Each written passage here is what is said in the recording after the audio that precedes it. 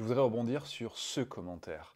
Avant, les enfants ne régulaient pas leur colère. Bien souvent, ils avaient peur de les exprimer, ou alors ils avaient tellement été exposés à un non-accueil de leurs émotions qu'ils s'étaient résignés inconsciemment à exprimer cette émotion. Ce qui ne veut pas dire que l'émotion n'était pas présente, puisqu'elle était là. Il se passe ceci dans le cerveau. L'émotion naît dans l'amygdale cérébrale, elle est ensuite transmise au cortex singulaire antérieur, et ensuite elle devient consciente lorsqu'elle atteint le cortex orbitofrontal, et c'est à ce moment-là, lorsqu'elle est consciente, que l'enfant va faire des demandes ou des plaintes selon son niveau de développement. Si jamais l'adulte ne répond pas à l'émotion d'un enfant, l'émotion qui est donc partie de l'amygdale cérébrale, sera donc transmis au cortex singulaire antérieur, qui va bloquer son accès au cortex préfrontal. Donc il n'y aura plus de demande ou de plainte, ce qui ne signifie pas que l'émotion sera absente. Au contraire, elle sera toujours dans le corps de l'enfant. Donc cette stratégie est très problématique parce qu'en grandissant, l'enfant ne va